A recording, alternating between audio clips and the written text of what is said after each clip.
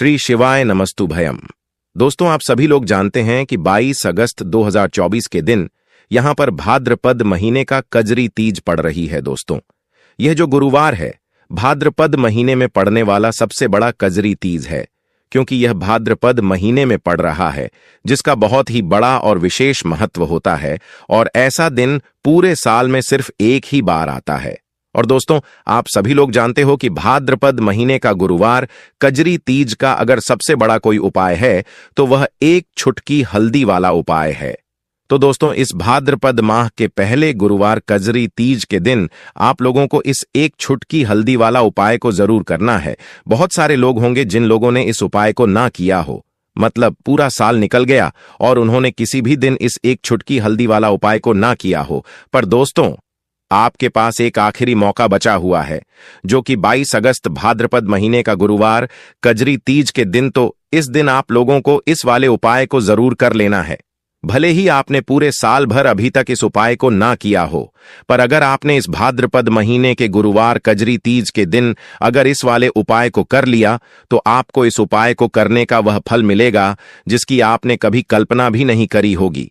इसीलिए आप लोग इस वाले उपाय को एक बार जरूर कर लेना, ताकि आप लोगों के हाथ से यह मौका ना जा सके और आपको इस उपाय को करने का फल मिल सके। दोस्तों, यह उपाय पंडित जी ने अपनी अभी की ही शिव महापुराण की कथा में बताया है, जिस उपाय को आज हम आपको बहुत अच्छे से समझाने वाले हैं। इस वीडियो को देखने के बाद इस उपाय को समझने के लिए आपको कोई और वीडियो को देखने की जरूरत नहीं पड़ेगी। तो चलिए दोस्तों, उपाय को शुरू करते हैं। देखिए, यह भाद्रपद महीने के गुरुवार कजरी तीज के दिन यह इतना खास होता है, इतना महत्वपूर्ण होता है। देखा है, कभी कभी बड़े बड़े पूजा पाठ अनुष्ठान से जो मनोकामना पूर्ण नहीं होते, वह भाद्रपद महीने के दिन एक छोटे से उपाय करने से ही आपकी मनोकामना पूर्ण हो जाती है। और बहुत सारे लोगों ने इस उपाय को किया भी है और उनको इस उपाय को करने का फल भी जरूर मिला है। अगर आप लोग भी इस उपाय को करना चाहते हैं तो आप इस उपाय को पहले अच्छे से समझ लेना, सुन लेना, उसके बाद करना। आपको इस उपाय का फल जरूर मिलेगा। और इस उपाय को कर लेने से आपके घर में चाहे किसी भी प्रकार की दुख और समस्या क्यों ना चल रही हो, आपको उसका कारण भी नहीं पता है कि भाई यह समस्या किस कारण से चल रही है। उसका कुछ भी कारण हो सकता है, जैसे प दोष हो सकता है या किसी भी तरह का मंगल दोष भी हो सकता है। तो इस दिन आप लोगों को एक छुटकी हल्दी वाला उपाय कर लेना है। ये एक ऐसा उपाय है जिस उपाय को अगर किसी विशेष दिन पर किया जाए तो भाई उस विशेष दिन का जो है वह तो हमें मिलता ही मिलता है, पर हमने उस दिन पर इस उपाय को किया है तो हमें उससे भी बड़ा फल मिलता है। और फल बहुत जल्दी मिलता है, क्योंकि आप इस उपाय को बहुत ही बड़े और विशेष दिन पर कर रहे हो। तो चलिए अब उपाय के बारे में बात करते हैं, लेकिन उससे पहले आप लोगों को यह जानना आवश्यक है कि आखिर यह उपाय किस समय करना है, किसको करना है और कैसे करना है। तो चलिए हम आगे आपको वीडियो में एक एक करके बता देते हैं। लेकिन उससे पहले अगर आप लोग हमारे चैनल पर नए हैं तो हमारे चैनल को सब्सक्राइब कर लेना और इस वीडियो को लाइक करके कमेंट बॉक्स में श्री शिवाय नमस्तुभ्यम ओम नमः शिवाय जरूर टाइप कर देना। तो दोस्तों, इस छुटकी हल्दी वाला उपाय को हमें इस गुरुवार कजरी तीज के दिन कैसे करना है, किसको करना है, किस समय करना है और कहां पर करना है, यह सारे सवालों के जवाब आपको इस वीडियो में मिल जाएंगे। और जो ये वीडियो देखेगा भाई, उसको एक छुटकी हल्दी वाला उपाय जरूर करना चाहिए, क्योंकि इस दिन एक छुटकी हल्दी का भी बहुत ही बड़ा और विशेष महत्व होता है। और जब बात आ जाए एक छुटकी हल्दी की तो यह सोने पर सुहागा वाली बात हो जाती है और यह एक बहुत ही बड़ा उपाय हो जाता है इस भाद्रपद गुरुवार कजरी तीज का। तो अब दोस्तों, इस एक छुटकी हल्दी वाला उपाय को आखिर करना किसको है, सबसे पहले हम लोग वह बात जान लेते हैं। तो देखो, घर की जो बड़ी माताएं बहनें होती हैं, उन माताओं बहनों में से कोई भी एक बड़ी माता बहन इस वाले उपाय को कर सकती है। और दोस्तों, अगर आप चाहें तो अपने घर में से सभी सदस्यों को भी इस उपाय को करवा सकते हैं। अगर किसी व्यक्ति की खुद की कोई मनोकामना है, खुद की कोई दुख और परेशानी है जो कि वह अपने लिए ही करना चाहता है, इस वाले उपाय को तो वह खुद अपने लिए भी कर सकता है। बाकी अगर कोई घर में से ऐसा है जो कि अपने पूरे घर परिवार की सुख और शांति के लिए यह वाला उपाय करना चाहता है, तो भाई वह भी कर सकता है। उसमें भी कोई दिक्कत वाली बात नहीं है। कहने का मतलब यह है कि इस उपाय को हर एक सदस्य भी कर सकता है और पूरे घर परिवार के सदस्य के लिए घर की बड़ी माताओं बहनों में से कोई एक माता बहन भी कर सकती है। माताएं बहनें अगर घर में उपस्थित ना हो या वह यह वाला उपाय ना कर पा रही हो तो फिर घर का कोई बड़ा सदस्य भी इस एक छुटकी हल्दी वाला उपाय को कर सकता है, चाहे फिर वह पुरुष ही क्यों ना हो। उसमें कोई भी दिक्कत वाली बात नहीं है। एक छुटकी हल्दी वाला उपाय को आखिर इस उपाय को हमें किस समय करना है, सुबह के समय करना है कि शाम के समय करना है? तो देखो, इस वाले उपाय को आप लोग सुबह के समय भी कर सकते हो और शाम के समय प्रदोष काल में भी कर सकते हो। अब अगर आप पूछो कि भाई सबसे उत्तम समय कौन सा रहेगा इस एक छुटकी हल्दी वाला उपाय को करने का, तो हम आपसे बस यही कहेंगे कि इस उपाय को आप सुबह के समय करेंगे तो ज्यादा बेहतर होगा। बाकी अगर प्रदोष काल शाम के समय भी करेंगे तो भी अच्छा होगा, उसमें कोई भी दिक्कत वाली बात नहीं है। तो अब दोस्तों, जो अगली सबसे बड़ी और महत्वपूर्ण बात आती है वह यह आती है कि सुबह अगर हम उपाय को करेंगे तो हमें कितने बजे से लेकर कितने बजे तक के बीच में करना है, और शाम के समय प्रदोष काल में करेंगे तो हमें कितने बजे से लेकर कितने बजे के बीच में करना है। तो देखो, सुबह जितनी जल्दी हो सके आप उपाय को करने की कोशिश करना। बाकी अगर किसी कारणवश लेट भी हो जाओ, थोड़ी देर भी हो जाए, तो 10 या 12 बजे तक भी आप उपाय कर लेना, पर 12 बजे से ज्यादा देरी ना हो, ठीक है? इस बात का ध्यान रखना। उसके बाद में दोस्तों, अगर शाम के समय प्रदोष काल की बात करें, प्रदोष काल का जो समय होता है वह शाम के 6 बजे से शुरू हो जाता है। मतलब शाम के 6 बजे से लेकर 7 बजे के बीच का जो समय होता है, यह समय प्रदोष काल का समय होता है। पर अभी जो मौसम चल रहा है, इस मौसम में जो है शाम बहुत देरी से होती है, तो आप इस उपाय को 7 या 8 बजे के बीच में भी कर सकते हो।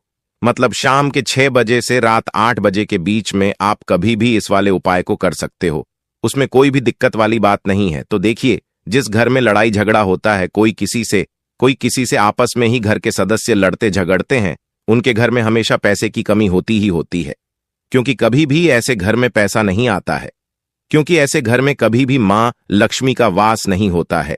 अब जैसे ही घर से आप लड़ाई झगड़े को दूर करते हैं, घर से क्लेश को दूर करते हैं, वैसे ही आपके घर में पैसा आना भी शुरू हो जाता है।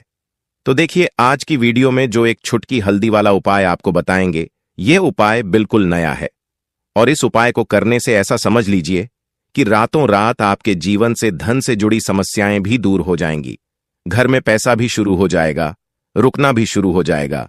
तो चलिए बात कर लेते हैं कि इस उपाय को आपको किस समय कैसे करना है। तो देखिए, सबसे पहले तो आपको यहां पर लेना है थोड़ा सा आटा, ठीक है ना? जो गेहूं का आटा होता है वह आप ले सकते हैं। अब आपको क्या करना है, आटे को मार लेना है। इसके अंदर आपको पिसी हुई एक छुटकी हल्दी डालनी है। जब आप आटे में हल्दी डाल देते हैं तो आटे का कलर हल्का पीला हो जाता है, तो आपको आटे का दीपक बनाना है जिसके अंदर आपको हल्दी डालनी है।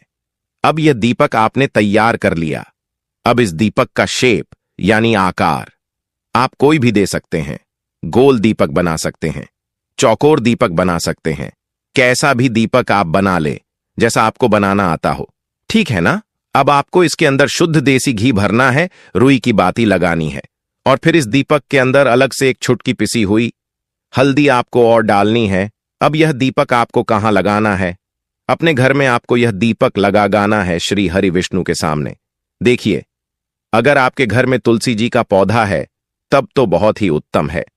आप यह दीपक जो है तुलसी जी के पौधे के पास लगाएंगे।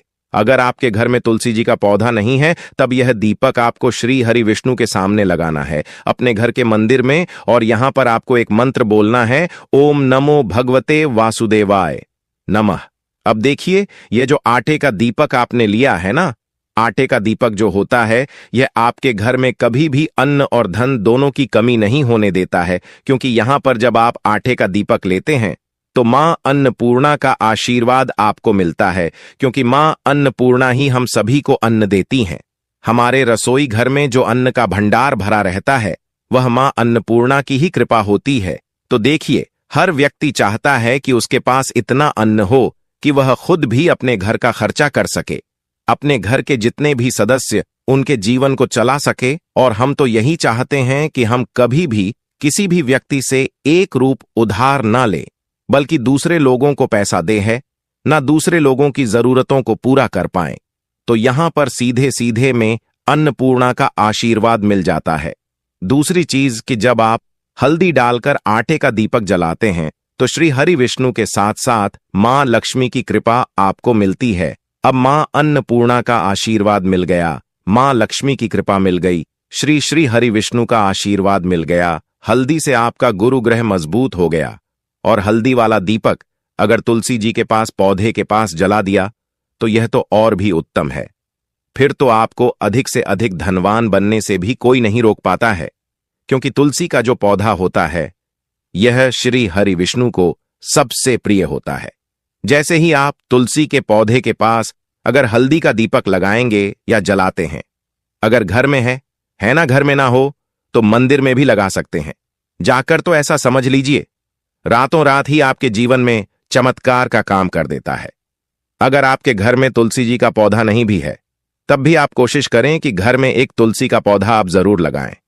वैसे तो सभी के घर में होता है, जिनके घरों में नहीं है वह अपने घर के मंदिर में इस दीपक को लगा दें।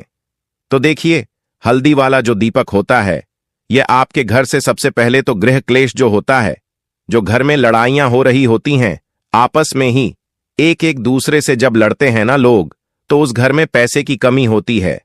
तो यह दीपक आपके घर से क्लेश को दूर करता है। क्लेश दूर, वैसे ही धन की कमी दूर हो जाती है, यानी कि मां लक्ष्मी आपसे प्रसन्न हो जाती हैं, घर में पैसा आना शुरू हो जाता है। हल्दी आपने यहां पर ले ली जो कि आपके गुरु ग्रह को मजबूत करती है, श्री हरि विष्णु को भी प्रसन्न करती है। तो ऐसा समझ लीजिए कि अधिक से अधिक धन घर में आना शुरू हो जाता है, क्योंकि श्री हरि विष्णु की कृपा मिल जाती है। दूसरी चीज आटे का दीप है, तो मां अन्नपूर्णा भी प्रसन्न हो जाती हैं। तो यह एक दीपक ऐसा समझिए कि हर दिशा से आपको लाभ ही लाभ देता है, सुख समृद्धि आपके घर में बढ़ाता है, गृह क्लेश को दूर करता है। दूसरी चीज, अगर आपके घर में कहीं भी नेगेटिव एनर्जी है, नजर दोष है, कोई भी ऊपरी शक्ति है ना, जो आपको परेशान कर रही है, आपके घर में पैसा नहीं आने दे रही, आपके घर में लड़ाई झगड़ा जिस वजह से हो रहा है वह भी आपके घर से दूर हो जाता है। क्योंकि हल्दी के पास जहां भी हल्दी होती है, थोड़ी सी भी हल्दी अगर आपके घर में कहीं रखी है, वहां पर कभी भी कोई बुरी शक्ति नेगेटिव एनर्जी प्रभाव नहीं डाल पाती है। अपना हमेशा ऐसी चीजें हल्दी के पास से दूर रहती हैं। इसीलिए जब हम कोई शुभ काम करते हैं उसमें हल्दी सबसे पहले लेते हैं। तो यह महत्व होता है हल्दी वाले एक दीपक का। अच्छा, अगर आप हल्दी का दीपक अपने घर के मुख्य दरवाजे पर भी लगा देते हैं तो यह भी बहुत उत्तम होता है। आटे का दीपक बनाएं और घर के मुख्य द्वार पर भी लगाएं। अगर मुख्य द्वार पर लगाते हैं तो इससे क्या होता है कि आपके घर में निरंतर पैसा आता है, प्रतिदिन आता है, हर महीने आता है, हर साल आता है, बढ़ता चला जाता है। कभी भी आपके धन में, आपके पैसे में कमी नहीं होती है, क्योंकि मुख्य द्वार से ही मां लक्ष्मी आपके घर में प्रवेश करती हैं। और देखिए, सबसे पहले मां लक्ष्मी की नजर जो पड़ती है वह आपके मुख्य दरवाजे पर ही पड़ती है, और मुख्य द्वार पर ही आप हल्दी का दीपक लगाते हैं तो वह प्रसन्न होती हुई आपके घर में आती है। क्योंकि हल्दी जो है यह श्री हरि विष्णु से जुड़ी है, और मां लक्ष्मी स्वयं कहती है कि मैं वहां रहती हूं जहां श्री हरि विष्णु होते हैं। अब यह दीपक ऐसा समझ लीजिए कि जब आप जलाएंगे मुख्य द्वार पे तो स्थिर लक्ष्मी का आपके घर में वास होगा। कभी भी मां लक्ष्मी ऐसे घर को छोड़कर नहीं जाती है। तो दो उपाय हो गए। एक तो आप अपने घर में दीपक जला सकते हैं, दूसरा मुख्य द्वार पर, ठीक है ना। अब बात कर लेते हैं अपने तीसरे उपाय की। देखिए, तीसरा उपाय जो अब आपको बताने जा रहे हैं यह है मनोकामना पूर्ति का उपाय। मनोकामना जिनकी अधूरी है, पूरी नहीं हो रही है, बहुत कुछ कर लिया लेकिन पूरी होती ही नहीं, मनोकामना, तो आपको यह तीसरा वाला उपाय करना है। 22 अगस्त भाद्रपद महीने का गुरुवार, कजरी तीज के दिन तो देखिए, यहां पर आपको सबसे पहले हल्दी लेनी है, ठीक है ना। साथ ही साथ आपको खड़ा वाला नमक लेना है, 1 या 2 पीले फल लेने हैं। आप यहां पर पीले फल में बहुत सारे फल होते हैं जिनका रंग पीला होता है, कोई भी फल ले सकते हैं। शाम की पूजा का सही समय क्या होता है? एक रखने हैं, एक छोटी सी पोटली बना लेनी है और यह पोटली जलाते समय किसी भी मंदिर में रखकर पालन करना चाहिए। चुपचाप से किसी को बताना नहीं है इसके बारे में और सीधे अपने घर पर आ जाना आवश्यक है। मंदिर में आप कहीं भी रख सकते हैं। इसे तो देखिए, पूजा बिना यह उपाय करने से जो आपकी मनोकामना अभी तक अधूरी और पूरी नहीं हो रही, कितने दीपक बड़ी से बड़ी मनोकामना भी पूरी हो जाती है। कहाँ जब इस उपाय को आप करते हैं, क्योंकि इस उपाय को करने का मंत्र श्री हरि विष्णु घर की मनोकामना दूर करने के लिए करते हैं। और किसी विशेष मनोकामना को पूर्ण करने के लिए दीपक किस प्रकार से प्रचलित करना चाहिए, इसलिए आज की जो वीडियो है पूरी तरह से संध्या वंदन पर आधारित है। शाम के समय जो आप संध्या वंदन करते हैं, पूजा आराधना करते हैं, दीप प्रज्वलित करते हैं, वह किस प्रकार से आपको करना है, किस नियम का पालन करना है, मतलब आज की वीडियो पूरी तरह से आपके प्रश्नों पर आधारित है, जिनका उत्तर मैं आपको शास्त्रों के अनुसार देने का पूरा प्रयास करूंगा। तो वीडियो को पूरा जरूर देखें और अगर आपको आज की वीडियो अच्छी लगे तो इसे लाइक जरूर कीजिए, क्योंकि आपके लाइक और आपके कमेंट मेरे लिए बहुत महत्वपूर्ण होते हैं। यह एकमात्र जरिया है जिससे मुझे पता चलता है कि आपको यह वीडियो अच्छी लगती है। साथ ही कमेंट बॉक्स में भगवान शिव और माता लक्ष्मी के नाम का जयकारा भी जरूर लगाएं। इससे आपको सकारात्मक ऊर्जा की प्राप्ति होती है। और अगर आपका कोई भी सुझाव हो, कोई भी प्रश्न या कोई विशेष वीडियो देखना चाहते हैं तो उसके लिए भी कमेंट बॉक्स में जरूर लिखें। और हाँ, चैनल पर पहली बार आए हैं, अगर अभी तक आपने चैनल को सब्सक्राइब नहीं किया है तो आराध्य शिव के चैनल को सब्सक्राइब जरूर कर लीजिए और बेल आइकन को प्रेस कर लीजिए। इससे यह होगा कि इस चैनल पर जो नई वीडियो अपलोड होंगी वह आपको सही समय पर प्राप्त होगी। तो सबसे पहले बात करते हैं कि दीपक प्रज्वलित करने से पहले, मतलब शाम को पूजा करने से पहले क्या स्नान करना आवश्यक है। देखिए, शास्त्रों के अनुसार पूजा में शुद्धता आवश्यक होती है, तो जब हम सुबह पूजा करते हैं तब तो स्नान करना अत्यंत आवश्यक होता है। सुबह बिना स्नान के पूजा नहीं करनी चाहिए, लेकिन शाम की पूजा आप हाथ पांव मुंह धोकर भी कर सकते हैं, जरूरी नहीं है आप स्नान करें। अब देखिए, आप चाहे तो वस्त्र भी बदल सकते हैं या फिर आप सिर्फ हाथ मुंह धोकर खुला करके भी पूजा कर सकते हैं। जैसे कि आपको शाम के समय पूजा करनी है तो दिन में भी आप शुद्धता का ध्यान रखें। जैसे कि आप जब भी टॉयलेट जाते हैं, बाथरूम जाते हैं, तब उस समय शुद्धिकरण जरूर कीजिए, खुला जरूर करना चाहिए। हर बार जब आप बाथरूम जाते हैं तो अगर आप दिन भर शुद्धिकरण का ध्यान रखते हैं तो शाम के समय बिना स्नान किए भी सिर्फ हाथ पांव धोकर पूजा कर सकते हैं। और चाहे तो स्नान भी कर सकते हैं, जैसे कि गर्मियों के दिन है तो शाम के समय भी आप स्नान करके पूजा कर सकते हैं। तो बहुत सारी चीजें आप स्वयं भी अपने विवेक से निर्धारित कर सकते हैं। आपका अगला प्रश्न है कि शाम की पूजा में दीपक किस समय जलाना चाहिए। तो देखिए, शाम को जो पूजा का समय होता है वह प्रदोष काल का समय होता है, मतलब जिस समय सूर्य अस्त हो रहा होता है उस समय हमारे घर में दीपक प्रज्वलित हो जाना चाहिए। अब जैसे कि आप लोगों के प्रश्न आते हैं कि कितने बजे दीपक जलाना चाहिए शाम को, तो देखिए, शाम को सूर्यास्त का समय हर मौसम में अलग अलग होता है। जैसे कि सर्दियां चल रही होती हैं तो 5:30 बजे तक भी सूर्य हो जाता है।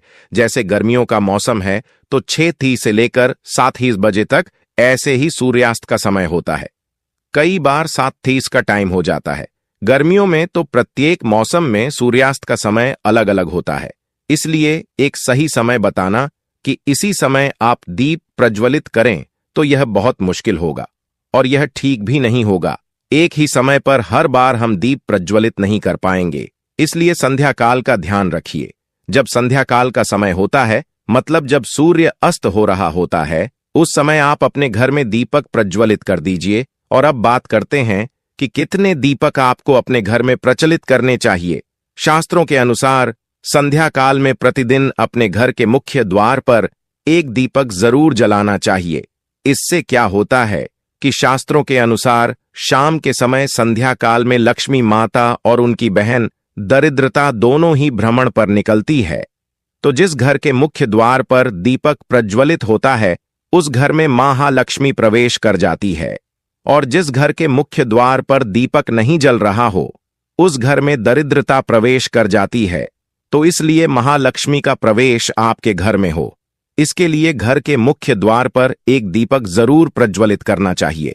और हां, घर के मुख्य द्वार पर जो दीप प्रज्वलित किया जाता है, संध्या काल में इसके बहुत सारे फायदे शास्त्र में बताए गए हैं। शास्त्रों के अनुसार संध्या काल में जिस घर के मुख्य द्वार पर दीप प्रज्वलित होता है, उस घर में किसी भी प्रकार की नकारात्मक ऊर्जा प्रवेश नहीं करती है। कोई भी वास्तु दोष आपके घर में हो, अगर आप मुख्य द्वार पर दीप प्रज्वलित करते हैं तो समस्त प्रकार के वास्तु दोष से मुक्ति मिल जाती है। और अगर आपके घर में पितृदोष है, जिसकी वजह से परेशानियां आपके घर में बनी हुई हैं, तो घर के मुख्य द्वार पर जो हम दीप प्रज्वलित करते हैं, इससे घर का पितृदोष भी समाप्त हो जाता है। और इसके अलावा घर में किसी भी प्रकार की अशांति रहती हो या फिर आपके घर में बीमारियां बहुत रहती हैं, कलह रहता है, आर्थिक तंगी रहती है, तो घर के मुख्य द्वार पर हम दीप प्रज्वलित करते हैं तो समस्त प्रकार की परेशानियों से, दुखों से आपको मुक्ति मिल जाती है। इसलिए घर के मुख्य द्वार पर दीप प्रज्वलित करना अत्यंत आवश्यक होता है। शास्त्रों के अनुसार घर के मुख्य द्वार पर एक दीपक अवश्य ही होना चाहिए। अब बात करें दूसरे दीपक की, तो दूसरा दीपक आपको अपने घर की तुलसी के पास प्रज्वलित करना चाहिए। शास्त्रों के अनुसार अगर शाम के समय संध्या काल में तुलसी की जड़ के पास अंधेरा रहता है, ऐसे घर में दरिद्रता का स्थायी वास बन जाता है। और जिन घरों में शाम के समय तुलसी के पास दीप प्रज्वलित किया जाता है, ऐसे घर में लक्ष्मी का वास होता है। श्री हरि विष्णु सहित महालक्ष्मी ऐसे घरों में वास करती है। तो आपको प्रयास करना चाहिए कि शाम के समय तुलसी के पास एक दीपक अवश्य प्रज्वलित करें।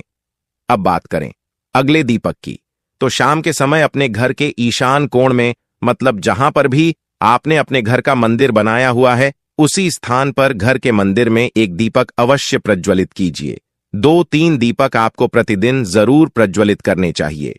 और अगर आप तीनों दीपक प्रतिदिन प्रज्वलित करते हैं तो विश्वास रखिए, आपके घर की बहुत सारी परेशानियां स्वयं ही समाप्त हो जाती हैं। और अब बात करते हैं अगले प्रश्न के बारे में, जो आप लोगों के हमेशा प्रश्न आते हैं कि दीपक किस चीज से प्रज्वलित करना चाहिए। सरसों का तेल डालते हैं या नहीं, या फिर तिल के तेल का प्रयोग करना चाहिए, या फिर शुद्ध गाय के घी का, किस चीज से हम दीपक प्रज्वलित करें? तो देखिए, शास्त्रों के अनुसार सरसों के तेल का दीपक हर जगह प्रज्वलित नहीं करना चाहिए। सरसों का तेल कड़वा तेल कहा जाता है। इस तेल का दीपक हम प्रज्वलित करते हैं शनिदेव के लिए। अगर आप दीपदान करते हैं शनिवार के दिन, तो आपको सरसों के तेल का दीपक प्रज्वलित करना चाहिए। और आप चाहे तो जैसे कि पीपल का वृक्ष होता है, वहां पर भी सरसों के तेल का दीप प्रज्वलित कर सकते हैं। या फिर भैरव देवता होते हैं, उनके लिए भी तेल का दीपक प्रज्वलित किया जाता है। इसके अलावा कहीं पर भी सरसों के तेल का दीप प्रज्वलित करने की बात शास्त्रों में नहीं कही गई है। शास्त्रों के अनुसार किसी भी देवता के निमित्त जो हम दीप प्रज्वलित करते हैं, उसमें गाय का घी डालकर ही प्रज्वलित करना चाहिए। अब देखिए, ऐसे समय में जबकि गाय का शुद्ध घी नहीं मिल पाता है, तब हमें क्या करना चाहिए? तब आपको गाय के घी के नाम पर जो भी घी मिल जाता है या फिर शुद्ध घी मिल जाता है, उसका प्रयोग कर सकते हैं। या फिर आप चाहें तो तिल के तेल का दीप प्रज्वलित कर सकते हैं। तो प्रतिदिन जो आप दीपक प्रज्वलित करते हैं अपने घर में, चाहे आप घर के मुख्य द्वार पर प्रज्वलित करें, या फिर तुलसी के पास प्रज्वलित करते हैं, या फिर घर के ईशान कोण में प्रज्वलित करते हैं, तो सभी दीपक आप तिल के तेल या शुद्ध घी का प्रज्वलित करें। और हां, जब आप दीपक प्रज्वलित करते हैं, जैसे कि मुख्य द्वार पर ज्योति प्रज्वलित करेंगे, या फिर तुलसी के पास दीप प्रज्वलित करते हैं, या फिर घर में जो दीप प्रज्वलित किया जाता है, तो एक चीज का ध्यान रखना चाहिए, कभी भी दीपक को सीधे जमीन पर नहीं रखा जाता है। दीपक रखते समय प्रतिदिन दीपक के नीचे थोड़ा सा आप चाहे तो चावल रख सकते हैं, या फिर आप चाहे तो थोड़े से पुष्प रख सकते हैं। और हां, अगर आप दीपक के नीचे चावल रखते हैं, तो इस बात का आपको ध्यान रखना है कि चावल अखंडित होना चाहिए, क्योंकि ऐसा माना जाता है कि अगर टूटे हुए चावलों का प्रयोग हम पूजा में करते हैं, किसी भी प्रकार से, चाहे दीपक के नीचे रखकर करते हैं या फिर अक्षत के स्वरूप में करते हैं, तो इससे घर में दरिद्रता आती है। इसलिए अखंडित चावल होने चाहिए। अगर आप दीपक के नीचे रखते हैं तो, और जैसे कि कई लोगों के प्रश्न आते हैं कि प्रतिदिन जो दीपक के नीचे हम चावल रखेंगे तो उस चावल का अगले दिन क्या करना चाहिए, तो अगले दिन उठाकर आप पक्षियों को डाल दीजिए, पक्षी उसे खा जाते हैं। और घर में जो आप ईशान कोण में दीप प्रज्वलित करते हैं, मतलब घर के मंदिर में जो दीपक प्रज्वलित किया जाता है, उस दीपक को आप किसी पात्र में भी रख सकते हैं। जैसे कि एक छोटी सी प्लेट ले लीजिए, उसी प्लेट में दीपक रख दीजिए और उस दीपक को हम प्रज्वलित करते हैं। मतलब घर के मंदिर में जो दीपक प्रज्वलित करेंगे वह आप किसी पात्र में भी रख सकते हैं, लेकिन सीधे जमीन पर आपको कोई भी दीपक नहीं रखना, इस बात का ध्यान रखिए। और आपका अगला प्रश्न है कि शाम की पूजा करते समय किस मंत्र का जप करना चाहिए? दीप प्रज्वलित करते समय दीप जलाने का मंत्र क्या होता है? तो देखिए, दीप जलाने का मंत्र मैं आपको बता देता हूं। आप अगर जप सकते हैं तो जरूर जप, लेकिन अगर आप मंत्र नहीं जप पाते हैं तब भी शाम के समय जब आप दीपक प्रज्वलित करते हैं उस समय आप किसी भी मंत्र का जाप कर सकते हैं। जैसे कि आप चाहे तो माता रानी, कृष्ण, कन्हैया के किसी मंत्र का जप कर सकते हैं। आपके कोई इष्ट देवता हो तो उनके मंत्रों का भी जाप कर सकते हैं। दुर्गा चालीसा का, हनुमान चालीसा का पाठ करते हुए भी आप दीप प्रज्वलित कर सकते हैं। जरूरी नहीं है कि आप दीपक जलाने वाला मंत्र ही पढ़ेंगे, किसी भी मंत्र को पढ़कर आप दीप प्रज्वलित कर सकते हैं, संध्या वंदन कर सकते हैं। क्योंकि शास्त्रों में कहा गया है कि मौन रहकर कभी भी पूजा नहीं करनी चाहिए। जो भी शुभ कर्म होते हैं वह मंत्र उच्चारण के साथ ही संपूर्ण किए जाते हैं, इसलिए मंत्रोच्चारण आवश्यक है। कोई भी मंत्र जपते हुए आप पूजा कर सकते हैं, संध्या वंदन कर सकते हैं, लेकिन दीपक जलाने का जो शास्त्रों के अनुसार मंत्र है वह मैं आपको पढ़कर बता देता हूं। मंत्र है शुभम करोति कल्याणम आरोग्यम धन संपदा शत्रु बुद्धि विनाशाय दीप ज्योति नमोस्तुते दीपो ज्योति परम ब्रह्म दीपो ज्योतिर जनार्दन दीपो हरत में पापम संध्या दीप नमोस्तुते। इस मंत्र का जाप दीपक प्रज्वलित करते समय करने से कहा जाता है कि सभी प्रकार के पापों से मुक्ति मिल जाती है और दीप देवता जो होते हैं वह हमारे जीवन में प्रकाश करते हैं। तो बहुत आसान है, यह मंत्र अगर आप लोग नियमित पढ़ेंगे तो निश्चित ही आपको याद हो जाएगा और दीपक प्रज्वलित करते समय आप बिना देखे भी पढ़ पाएंगे। और अभी आप चाहे तो इसे किसी कागज पर लिख कर रख सकते हैं और घर के मंदिर में ही रख दीजिए जहां पर आपको दीपक प्रज्वलित करना है। तो जब आप दीप जलाएंगे तब आप इस मंत्र को देखकर पढ़ सकते हैं और कुछ दिनों में तो याद हो ही जाता है। तो यह है आज की वीडियो जिसमें शाम की पूजा से संबंधित, शाम को दीपदान से संबंधित संपूर्ण जानकारी मैंने आपको शेयर की है। उम्मीद करता हूं वीडियो आपके लिए उपयोगी होगी। इसके अलावा भी अगर आपका कोई प्रश्न हो तो कमेंट बॉक्स में जरूर लिखें और यह वीडियो आपको कैसी लगी कमेंट बॉक्स में लिखकर जरूर बताएं। इन गलतियों से घर में होती हैं, धन की कमी जल्द अपनाएं। यह वास्तु टिप्स नंबर 1, घर में तुलसी का पौधा और दाढ़िम का पेड़ होना ही चाहिए। यह दोनों को बहुत शुभकारी होते हैं। तुलसी माता जगदम्बा का रूप है। जब भी तुलसी सूख जाए सावधान रहे, यह आपदा और धन के नाश का प्रतीक है। नंबर 2, अगर किसी भूखंड में ईशान कोण कट जाता है तो हरगिज ना खरीदे, ऐसे घर में रहने वाले दरिद्रता भोगते हैं। उसी प्रकार अगर ईशान में स्थित शौचालय भी गरीबी और रोग को आमंत्रित करता है। नंबर 3 के उत्तर दिशा में रखा गया मछली कुंड सुख और संपत्ति को आमंत्रित करता है। ध्यान रहे मछली कुंड का जल बदलते रहे, मृत जीवों को मछली कुंड में न रखें। नंबर 4, घर की मालकिन सुबह स्नान करके मुख्य द्वार की देहरी पर एक लोटा जल नित्य डाले तो मां लक्ष्मी का आगमन होता है। अपनी माता या पत्नी से वाद विवाद या झगड़ा करने से विशेषकर शुक्रवार को या सोमवार को धन संबंधी रुकावटें आती हैं। नंबर 5, प्रत्येक अमावस्या को घर का सारा फालतू सामान बेच दें या बाहर निकाल दें। इससे घर में सुख शांति रहती है और आर्थिक रूप से सक्षम बनते हैं। अमावस्या को कोई नई वस्तु या कपड़े खरीदने से बचना चाहिए। नंबर 6, शाम के समय कोई मेहमान या सुहागिन स्त्री आती है तो उसका सम्मान करके जलपान करावे। यह मां लक्ष्मी के आने का संकेत है। नंबर 7, यदि गृह के आग्नेय कोण में पानी की मटकी या जल संचय की व्यवस्था गलती से हो गई हो तो उस दोष को कम करने के लिए उस स्थान के ऊपर एक लाल बल्ब 24 घंटे जला रहने दें। इस दोष के कारण खर्चे बहुत बढ़ जाते हैं। नंबर 8, एक नियम का पालन करें। प्रतिदिन घर के मंदिर में दीपक जलाए, घर की प्रथम रोटी गाय को एवं अंतिम रोटी कुत्ते को दे। इन बेजुबान जानवरों को रोटी देने पर भाग्य के दरवाजे खुल जाते हैं। नंबर 9, पीपल को विष्णु का अवतार कहा जाता है। प्रतिदिन पीपल को जल चढ़ाने से लक्ष्मी की प्रसन्नता प्राप्त